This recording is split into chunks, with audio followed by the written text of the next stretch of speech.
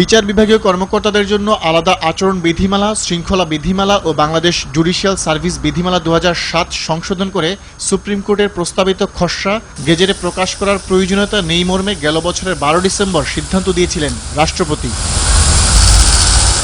ওই দিনই রাষ্ট্রপতিকে ভুল বোঝানো হয়েছে উল্লেখ করে বিষয়টি 15 জানুয়ারির মধ্যে গেজেটে প্রকাশের জন্য সময় বেঁধে দেয় সর্বোচ্চ আদালত। শেষ দিনে এসে অ্যাটর্নি জেনারেল আবারও সময় বাড়ানোর আবেদন করেন। আদালতের কাছে আমি আরও 4 সপ্তাহ সময় চেয়েছিলাম, আদালত 3 সপ্তাহ সময় দিয়েছেন।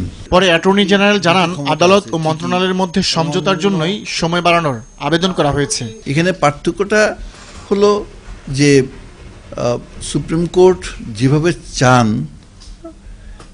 সেইভাবে কতটা মন্ত্রণালয় এই ব্যাপারে একটা সমঝোতার প্রশ্ন এখানে দাঁড়িয়েছে। আমি মনে করি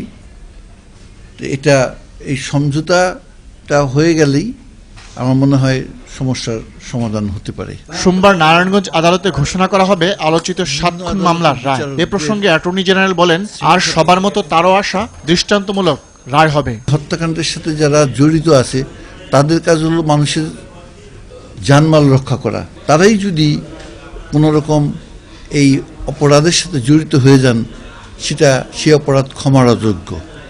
তো অন্যান্য সমস্ত সাধারণ ব্যক্তিরা যেরকম প্রত্যাশা করেন, আমিও সেরকম প্রত্যাশা করে এই একটি বিচারের আশায় অপেক্ষা করছি। এদিকে রাজধানীর কামরাঙ্গীরচরে খুনি সন্দেহে গ্রেপ্তার 2 শিশুকে 29 জানুয়ারি হাইকোর্টে হাজির করার নির্দেশ দিয়েছেন বিচারপতি কাজী রেজাউল হক ও বিচারপতি মাহমুদুল্লাহর ডিভিশন বেঞ্চ।